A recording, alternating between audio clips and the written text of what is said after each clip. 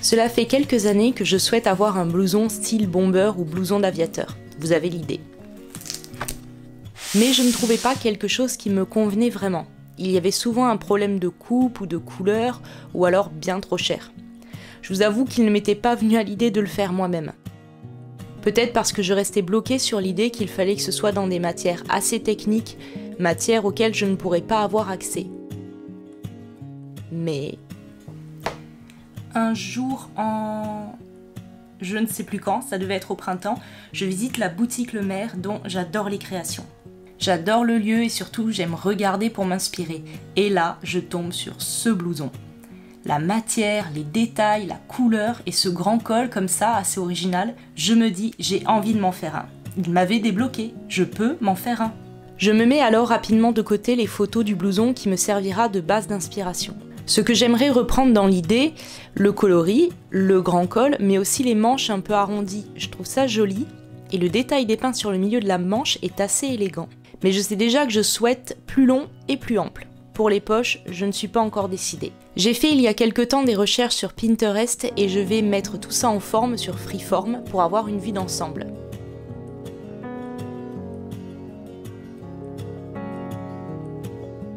J'ai ici mon moodboard général. Donc au centre, j'ai repris le modèle qui m'intéresse initialement et après j'ai essayé de faire des petites catégories tout autour de lui. Donc ici, on a plutôt l'allure générale, on va dire la dégaine que je veux que ça ait. Donc quelque chose qui soit quand même un peu ample, donc qui arriverait soit mi-fesses ou sous les fesses, peut-être que ça serait mieux pour moi, on verra ça. Quelque chose qui est globalement assez ample. Et d'ailleurs je me dis pour la finition, je ne sais pas encore si je fais comme le modèle initial quelque chose d'élastiqué à ce niveau-là, ou plutôt mettre du bord-côte ou finir avec le même tissu général et avoir quelque chose d'un petit peu plus resserré en bas ou pas, à voir. Ici, ça c'est un petit peu des modèles assez originaux où il y a quelques détails. Ici j'aime bien la coupe très courte, pour le coup c'est soit long, soit très court mais pas mi-court classique. Mais c'est plus pour l'inspiration comme ça de me garder l'idée. Là j'aime bien les détails qui ont été réalisés dans le dos, ça demande quand même beaucoup de travail mais je trouve ça très joli.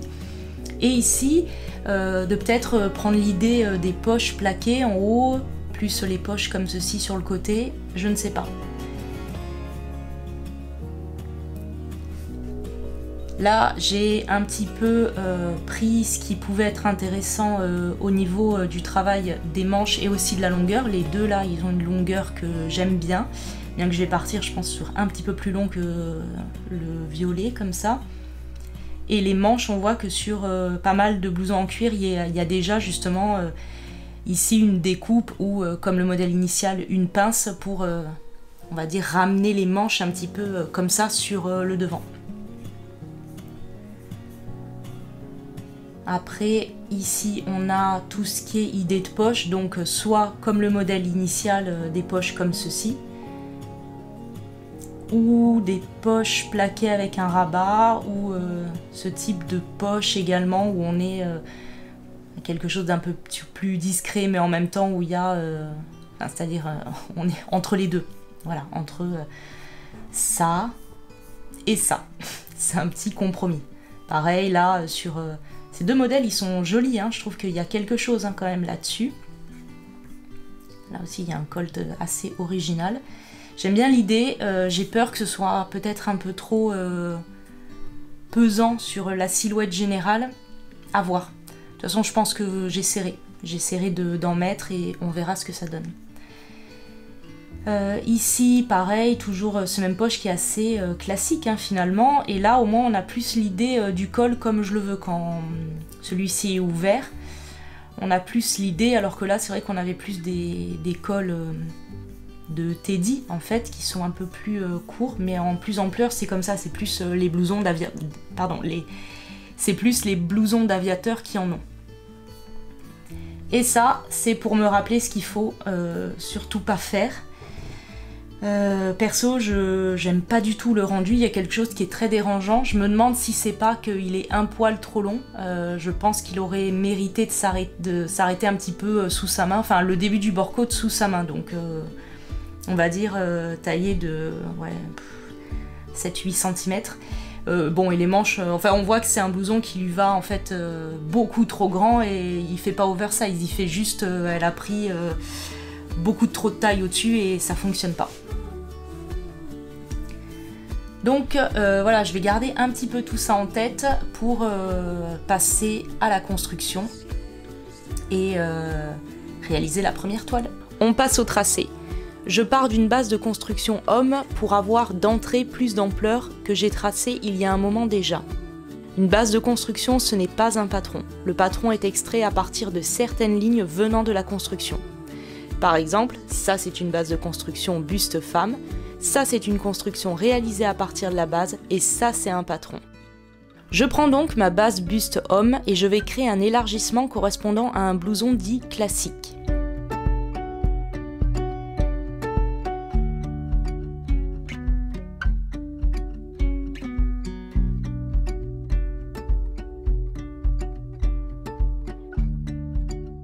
En couleur, on a une première base de blouson que j'ai déjà allongée puisque je sais que je le veux plus long. Et voici une manche américaine, mais disons inversée pour tenter de se rapprocher du rendu souhaité. Je teste. L'avantage de la réalisation de patrons via logiciel, c'est que toutes mes mesures sont liées, donc si je modifie plus tard mon volume initial, la manche s'adaptera en fonction. Maintenant, je vais déjà vérifier en toile si le volume est bon. Pour le placement du col et d'éventuelles poches, je ferai ça quand je l'aurai essayé.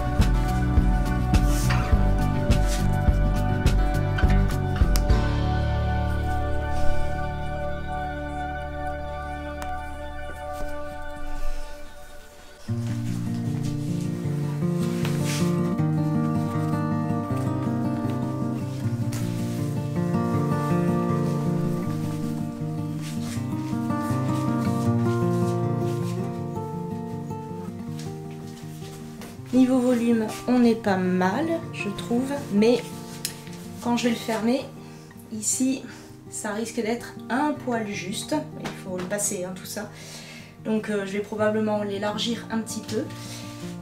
J'aime bien la longueur. Après, à savoir est-ce qu'il y aura le blouson à ce niveau-là, il faudra que je teste ça.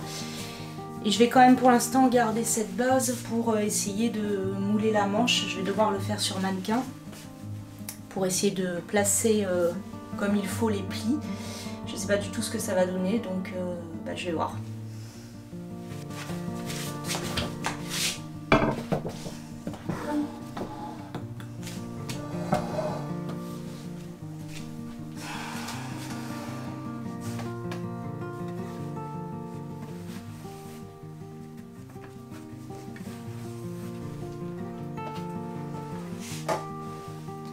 le bras pour essayer de faire un moulage de manche. Le problème c'est qu'ils sont un petit peu rigides, ça risque de poser un peu problème, mais bon, c'est mieux que rien. On va faire avec ça.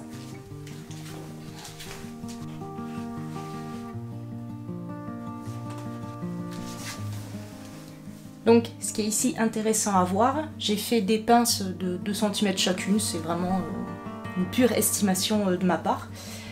Et on voit, donc la manche, elle part, hop, comme ça, vers l'avant, naturellement.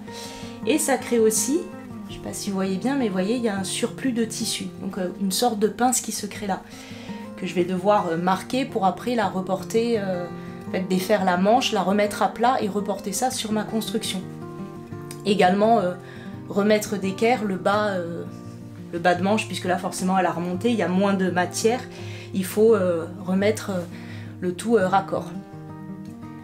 Je vais l'essayer sur moi pour voir si ça correspond et après je modifie ça.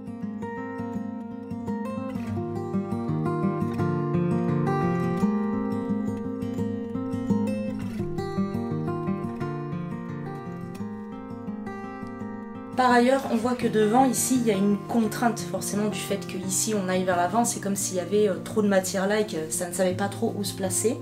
Donc, vu que là, hop, traçant comme ça, je vois qu'il y a une espèce de pli qui se fait, je vais fendre pour que le tissu après puisse se placer naturellement l'un sur l'autre et pouvoir enlever l'excédent. C'est peut-être pas encore très clair, mais parce que là forcément il y a tout qui est découpé.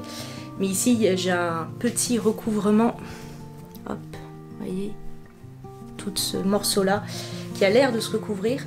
Je pense que ça va être plus clair sur ma construction. En fait, quand je vais bouger ça, il y a une valeur qui va probablement correspondre et ça va être beaucoup plus logique. Enfin, du moins, je l'espère. Je vais aller regarder ça.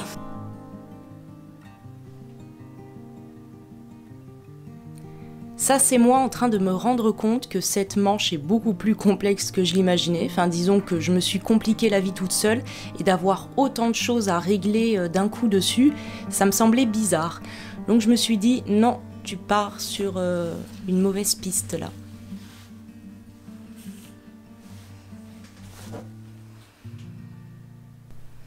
Et là, clairement, je vais avoir besoin d'une pause pour réfléchir à comment faire cette manche. Je dois vous avouer qu'arrêter la vidéo ici me fait extrêmement peur. À la base, j'avais prévu sur cet épisode blouson, on va dire, de le faire en 2 parties, comme le gilet vert que j'avais fait au mois de juillet. C'est-à-dire une partie de vidéo où j'allais montrer tout le processus et vraiment faire toute la partie toile prototype. Et une partie où je ferai le choix des couleurs, les matières et le montage tissu. Ça, c'est toujours d'actualité, sauf que par rapport à mon planning prévu, finir déjà ce prototype toile prend beaucoup plus de temps que prévu. Je vais pas rentrer dans tous les détails du temps que ça prend et pourquoi, etc. Mais il faut savoir que je souffre notamment beaucoup d'anxiété et c'est quelque chose qui revient en force depuis quelque temps de manière assez handicapante dans mon quotidien.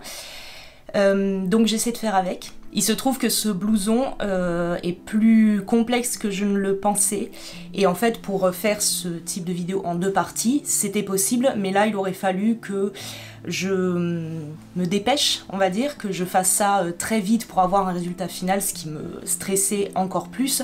Tout ça pour maintenir, on va dire, mon calendrier YouTube. Justement, ça aussi je voulais en parler un petit peu.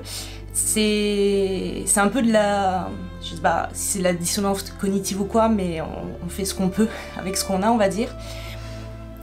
Moi je prône tout ce qui est un peu lenteur, minimalisme, même voire décroissance, c'est dans la mesure où c'est possible.